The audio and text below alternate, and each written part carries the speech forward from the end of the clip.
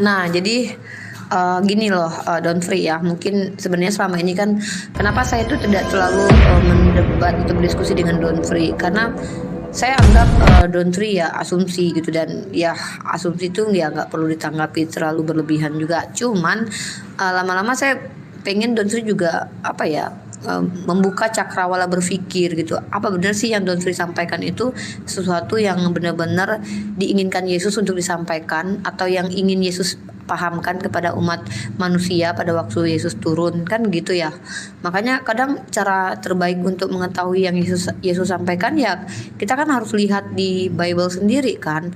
Even Bible sendiri sekalipun boleh kami masih perdebatkan kebenarannya gitu, keilmiahannya gitu.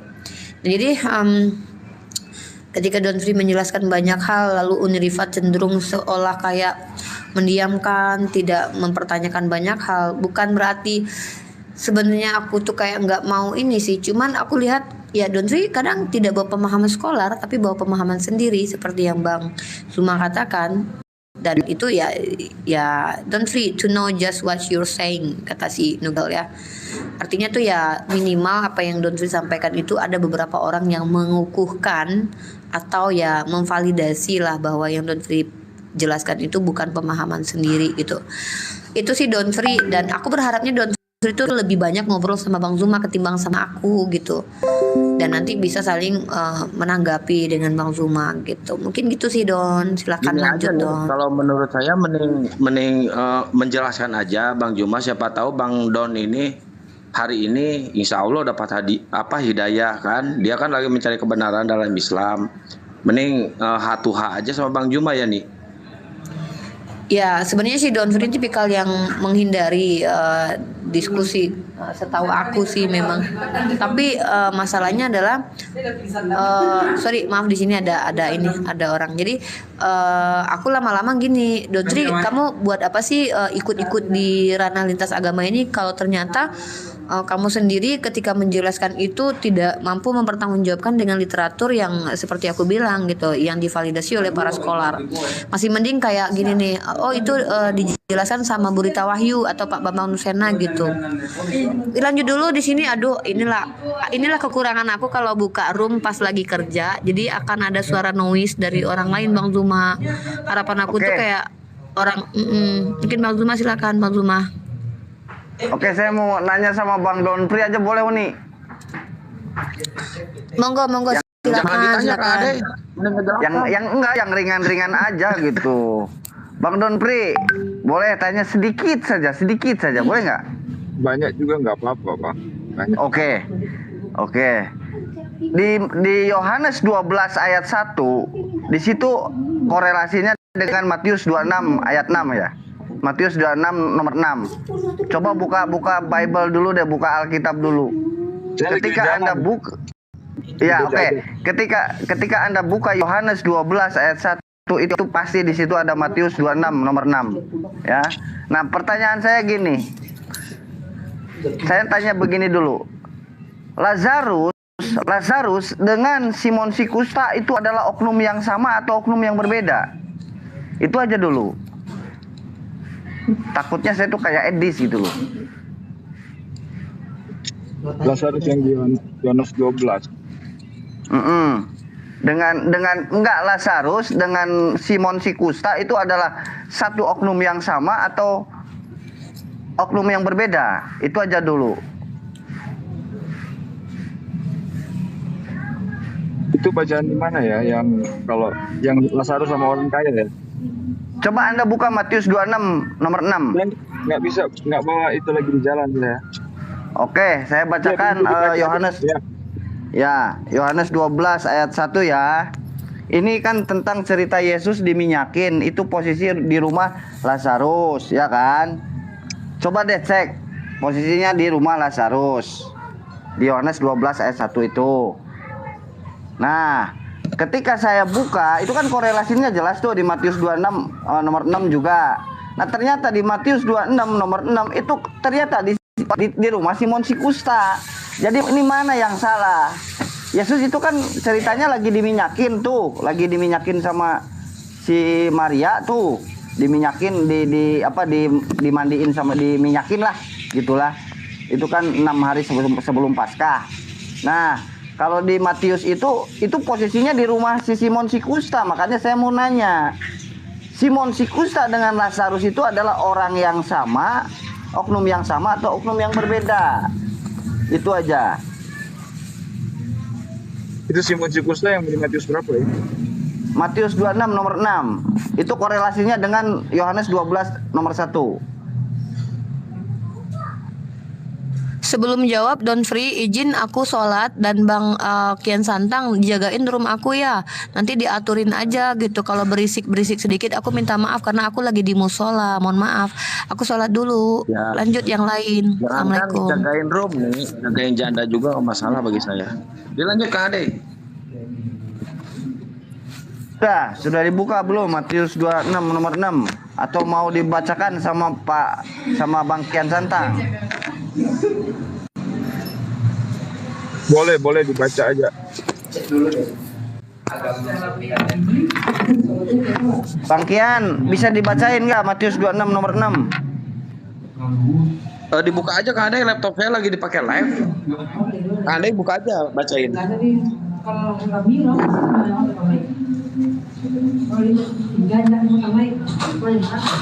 Matius berapa? Matius 26 nomor 6. Ini saya buka aplikasi harus keluar dulu. Ini saya aja bacakan lah. Ini udah kebuka nih. Ketika Yesus Matius. berada di Ya. Betania itu di rumah Ya, ya. Simon si Kusta, datanglah seorang perempuan kepadanya membawa sebuah buli-buli walam berisi minyak wangi yang mahal. Minyak itu dicurahkannya ke atas kepala Yesus yang sedang duduk makan. Melihat itu murid-muridnya gusar dan berkata, Cukup. Berarti itu posisi di rumah Simon si Kusta ya, Kang Kian Santang. "Iya, Ya. Nah, di situ ada kan korelasinya dengan Yohanes 12 ayat 1, pasti di situ ada ya. Coba Yohanes 12 ayat 1 coba buka Bang Kian Santang. Yohanes 12 nomor 1. Itu ceritanya sama, oknumnya berbeda gitu. Ini di rumah siapa gitu loh. Diminyakin ini Yesus ini. Nanti Bang Juma deh yang jawab. Bang Juma juga pasti dijamin nggak bisa jawab ini. Yakin saya. Lanjut Bang Kian Santang. 6 hari sebelum Paskah Yesus datang ke Betania, tempat tinggal Lazarus yang dibangkitkan Yesus di antara orang yang mati. Di situ diadakan perjamuan untuk dia dan Marta melayani, sedang salah seorang yang turut makan dengan Yesus adalah Lazarus. Nah, itu kan ada 2 oknum di situ. Apakah Lazarus dengan Simon si Kusta itu adalah oknum yang sama? Karena ada yang mengatakan dari Kristen yang lain itu adalah oknum yang sama. Ada yang oknum yang berbeda di tempat yang berbeda. Nah, ketika saya benturin dengan si Marta yang si Maria yang menyaki Yesus, itu ada dua peristiwa katanya. Di Simon si Kusta diminyakin, di si Lazarus diminyakin juga. Ada 2 lagi. Justru yang lucu Edis itu kejadiannya di rumah Simon si Kusta. Nah, tapi di Yohanes 12-nya itu dia nggak mau tahu, pokoknya itu terjadi di rumah Simon si Kusta aja. Nah, jadi beda-beda gitu loh Bang Don Pri. Ini mana yang betul gitu? Ya silakan. Nah, jadi pertanyaannya mana yang betul Bang? Itu Bang Don, silakan langsung dijawab aja. Saya nanti lihat lagi ya. Maksudnya kalau di Yohanes sih bilang di tempat Lazarus. Kalau di mana tadi? Di Matius 26 ya. Simon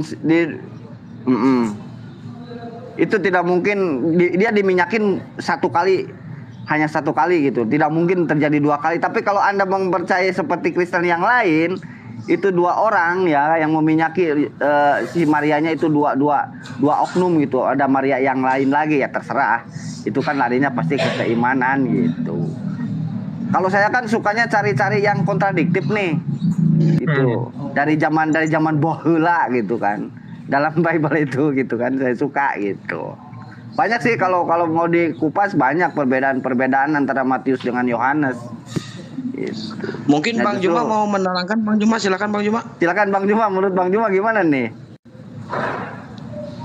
Yang terkait yang mana itu, Bang? Yohanes 12 nomor 1. Yohanes 12 nomor 1 itu. Iya, itu di rumah Lazarus kan. Tapi di Matius 26 nomor 6 itu terjadi di rumah Simon si Kusta. Mana yang salah, mana yang benar gitu. Nah, itu dia masalahnya. Ini juga pernah aku bahas ini. 6 hari sebelum Paskah Yesus datang ke Betania, tempat tinggal Lazarus yang dibangkitkan oleh Yesus dari antara orang mati. Nah, kalau data yang satu di Lukas kan? Data di yang satu di Matius 26 nomor 6 coba. Matius 26. Nomor 6. Ya, soalnya saya lagi di jalan nih, Bang. Oke. Nah, ketika Yesus diceritakan di sana berada di Betania, di rumah Simon Kusta, datanglah seorang perempuan kepada yang bawa sebuah buli-buli. Ya, jadi nah inilah kalau ditanya kepada teman Kristen, selalu alasannya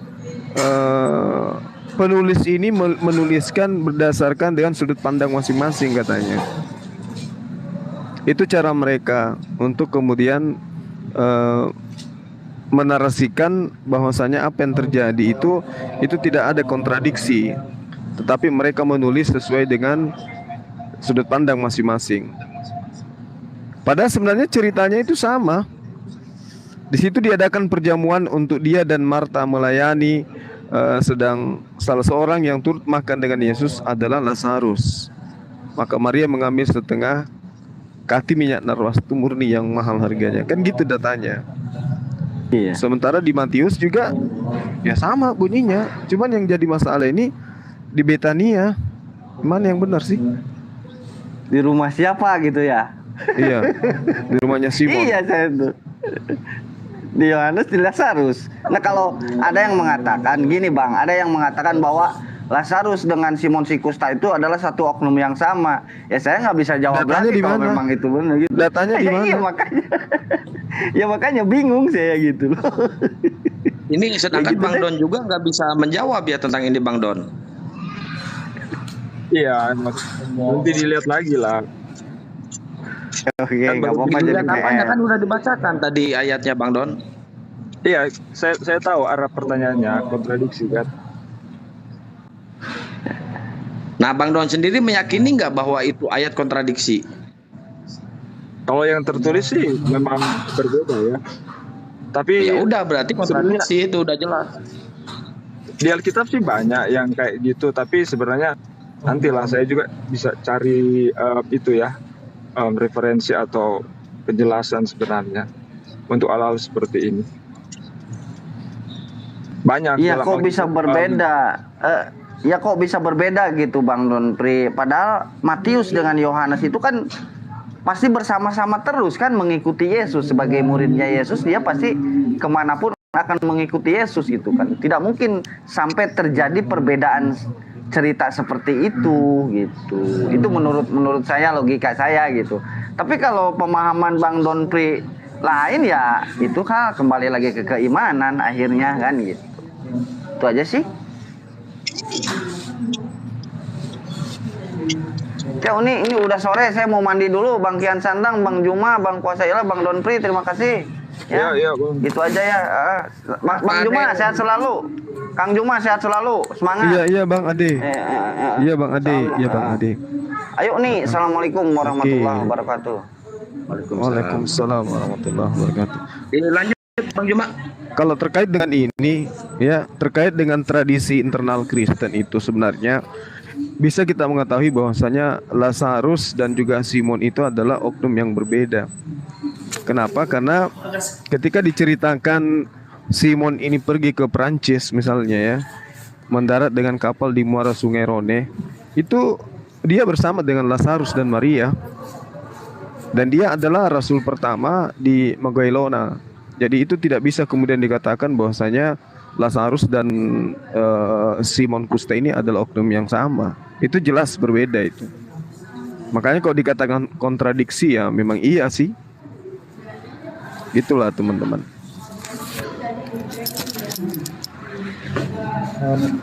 Kebetulan ini Oke, ada kita Bang Ken. sapa ini.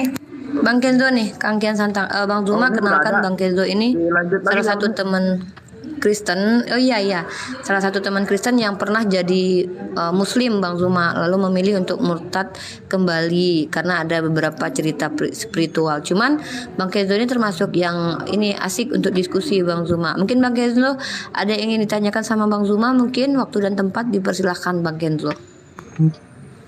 Tadi kayaknya ada yang mau nanya dulu sih, sempat potong tuh tadi. Oh gitu, ya monggo silahkan. Siapa yang mau nanya? Nggak ada, saya Nggak ada. cuma mau ngalihin aja ke Uni, kan Uni udah ada. Oh iya. Nah silakan Bang Kenzo. Bang Kenzo gimana melihat sosok Bang Zuma ini sebagai seorang debater atau apologet Muslim nih? Bang Kenzo sendiri adalah seorang Kristen yang pernah menjadi Islam. Mungkin ada yang ingin dikeluhkan kepada Bang Zuma, ada yang ingin disampaikan sama Bang Zuma. Ini mumpung satu room ini. Pernah satu room sama Bang Zuma nggak? Pernah waktu itu sama Umi, cuman saya ketiduran gitu. Yang ngorok itu ya? Saya ngorok ya Bu ya? Wah, Saya yang masa sih? ngorok. Enggak.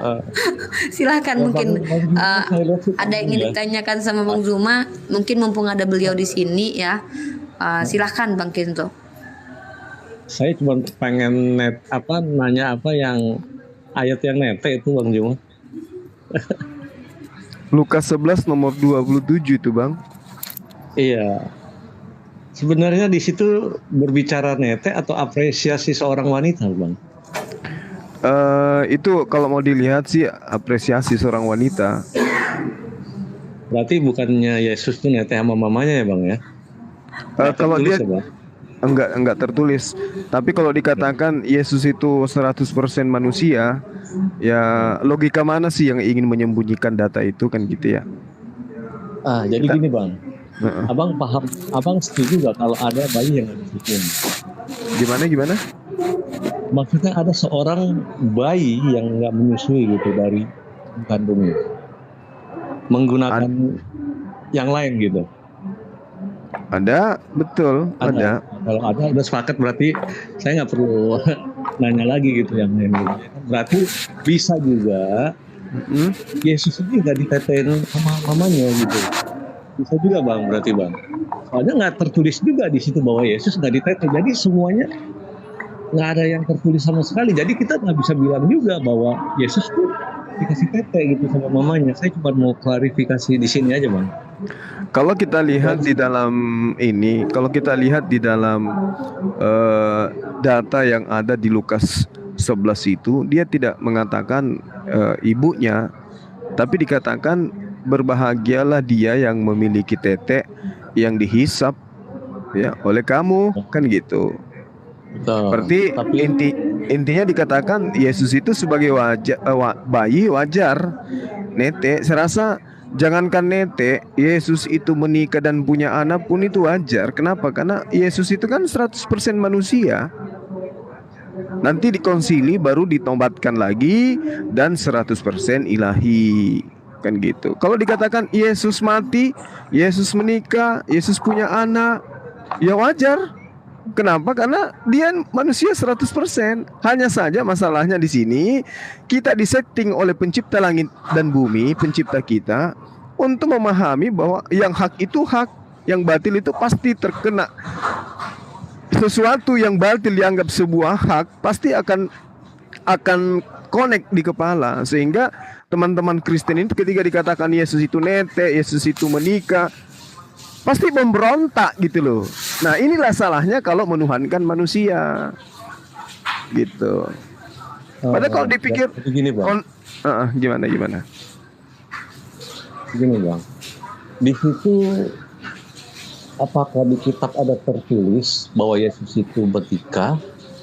Kalau menurut saya Bang, seorang yang besar mungkin di zaman itu kalau menikah pasti ada sudah heboh gitu ya kan, apa punya istri ini itu seperti Daud juga ya kan, istrinya banyak semua pada tahu gitu.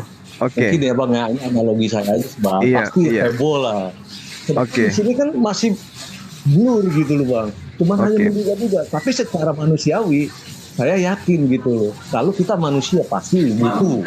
Tetapi sosok pribadi ini kan dia berbeda dari yang lain gitu loh Bang. Sangat berbeda gitu, ya kan?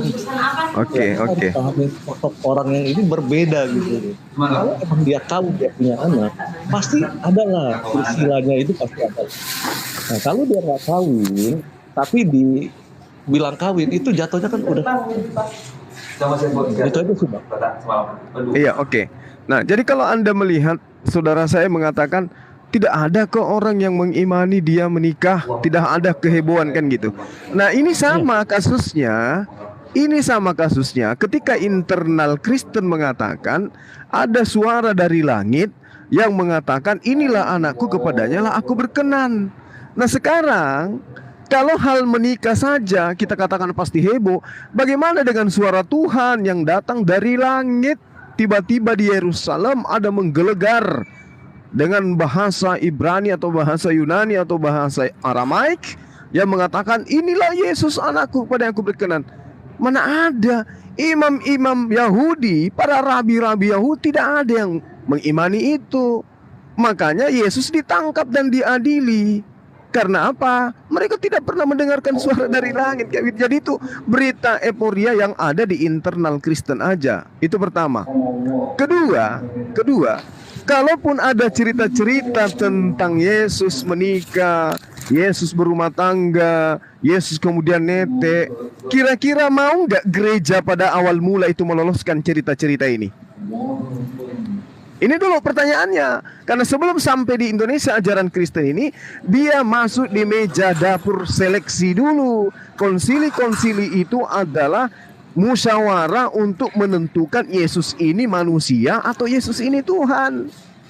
Nah, ini yang perlu kita pahami. Sebagai orang yang memahami tentang hal ini, harus menyadari bahwasanya sebelum ajaran Kristen itu masuk ke Indonesia, itu melalui beberapa tapisan-tapisan.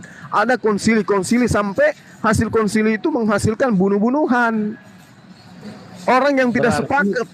Gimana? Silakan. Ya lanjut Bang, biar saya dengar dulu. Ya, berarti kita harus memahami bahwasanya di tempat Yesus itu lahir berdakwah, tidak ada yang mengimani dan tidak ada yang mengabarkan pernah mendengarkan suara dari langit lalu menunjuk kepada anak bernama Yesus ini bahwa dia adalah anak Tuhan. Nggak ada itu, nggak ada. Anda boleh geledah kitabnya orang Yahudi, Tanakh, buku-buku apapun itu di antara mereka, Talmud sekalipun, itu tidak ada itu. Tidak mengatakan ada suara dari langit, inilah anakku, kepadanya aku berkenan. Itu nggak ada itu. Oke lah Bang. Oke. Kita mungkin kalau berargu masalah suara, nggak ada bukti, nggak ada apa, seperti apa, mungkin jatuhnya nanti nggak bakal ketemu gitu. Setuju ya Bang ya? Iya. Oke. Tetapi bagaimana kalau Yesus itu dia lahir dari atas, dia datang dari atas. Nah, sudah ada suara bahwa inilah anakku yang kukasihi, ya kan? Nah, sekarang dia datang dari atas gitu loh, menjelma, inkarnasi menjadi manusia itu. Nah, itu gimana tuh? Kalau seperti itu, kalau dia bilang itu anak, kolerasinya sama ke sana ya. Anak siapa ini? Kita harus tahu anak Maria. Oke. Emang benar Allah di dalam keimanan sebelah sana tidak memperanakan. Ya kan, tidak memperanakan Allah itu. Tetapi ngebandingin yang di sana ada perkataan bahwa Yesus itu adalah anak, itu kan ada hubungannya nanti ke sini gitu, yang Bunda Maria itu melahirkan Yesus itu. Siapa bapaknya gitu? Apakah dia Allah itu sendiri menjelma menjadi manusia? Oh, nggak mungkin. Atau dia kedudukannya sebagai anak, sebagai manusia?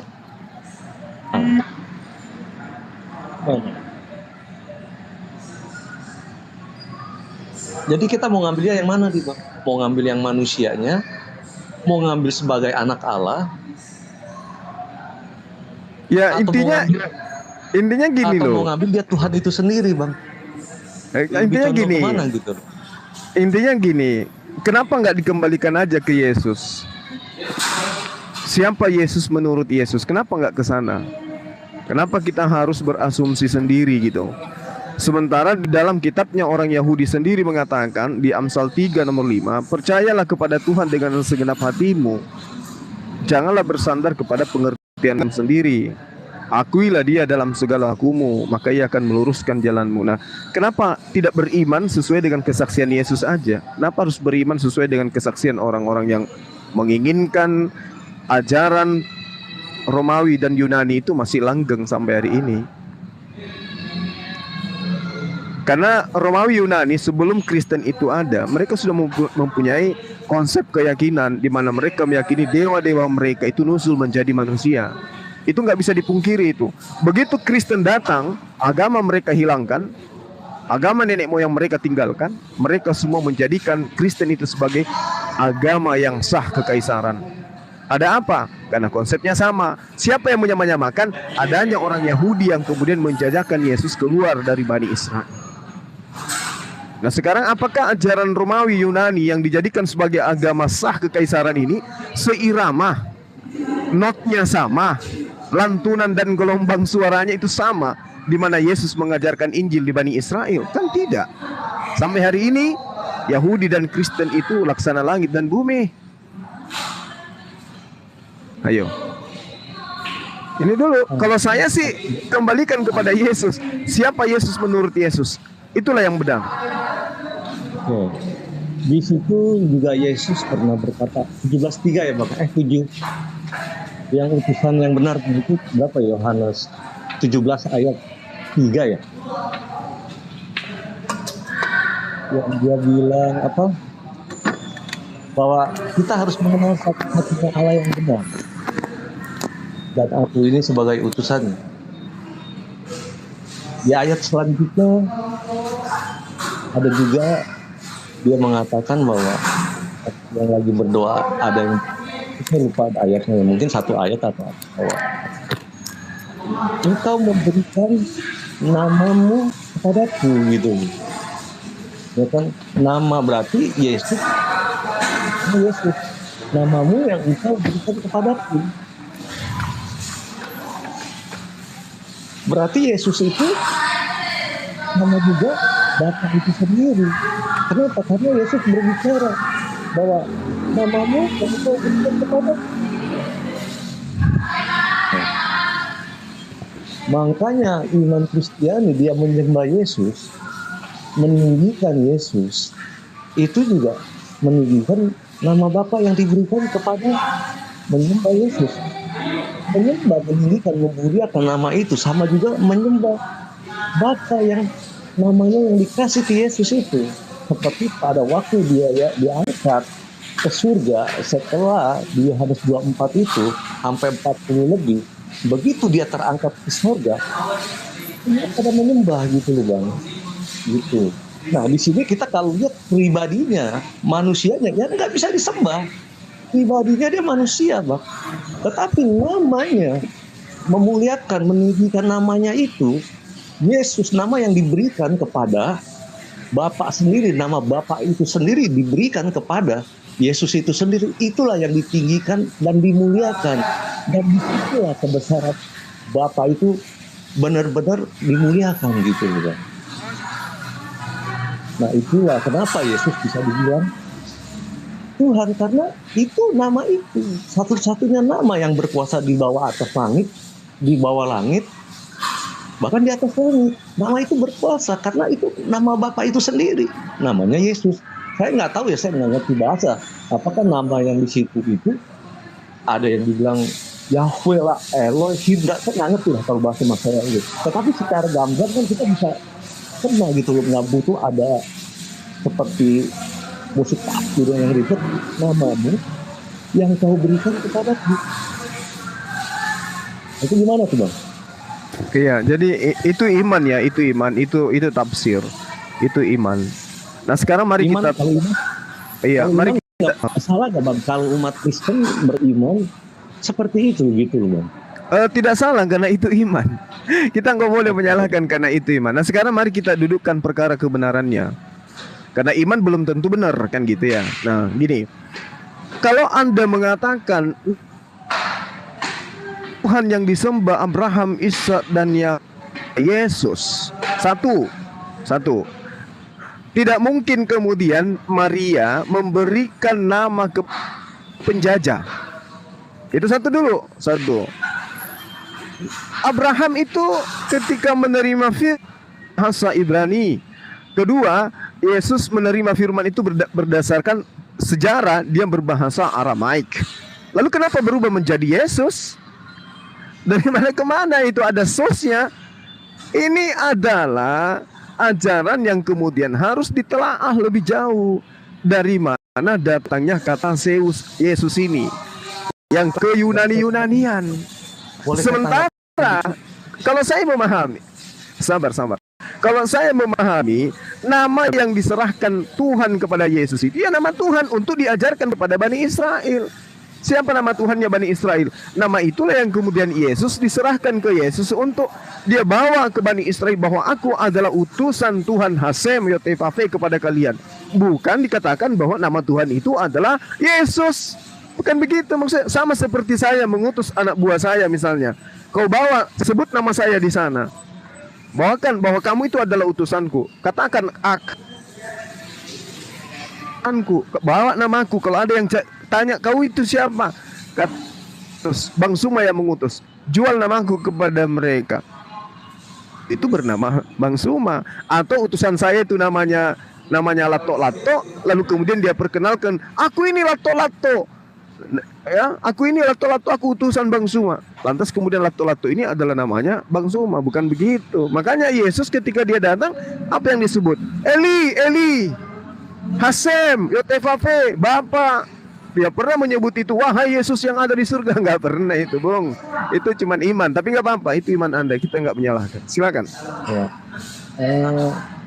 Nama juga sebenarnya juga sudah pertama malaikat kepada Maria. Kalau anak lahir oke, nyambung tuh Bang, sampai ke doanya dia sendiri. Oh dia bilang, namamu yang kau berikan kepada itu udah apa? Kita harus lihat bukan fisiknya ya Bang, bukan fisiknya di Bang. Maksudnya manusianya. Nah, ya kalau nama itu udah saling berkaitan, bahkan malaikat sendiri yang ngasih tahu namanya Yesus. Bahkan Yesus sendiri yang ngomong bahwa namamu lah yang kau berikan kepadaku. Nah, tidak pikir analogi aja seperti apa ya. Kalau namamu yang kau berikan itu gampang sekali gitu, ya kan? Nah, dari dia tidak punya nama, dari dia belum inkarnasi ke atas, nama itu sudah tersandar sampai adanya ending akhirnya itu Yesus doa dia ceritakanlah bahwa namanya. Dan kenapa umat Kristiani selalu berdoa dalam nama Yesus itu? Karena apa? Mintalah kepadaku dalam namaku, maka aku akan mengerjakan. Bukan Yesus yang mengerjakan, tetap Bapa. Nama itu yang berotoritas gitu. Otoritas, sangat berotoritas. Yesus sendiri dia ngomong, aku tidak bisa apa-apa selain daripada Bapakku. Karena benar dia ngomong, dia tidak salah sebagai manusia, sebagai utusannya. Izin, mohon maaf, suara aku kedengeran nggak? Ini berisik banget Bang Zuma dan diskusinya nggak kondusif. Gimana kalau pindah ke room lain aja Bang Zuma? Bang Kenzo sama Bang Zumba Bisa WB, Mas. buka room. Bang Zuma.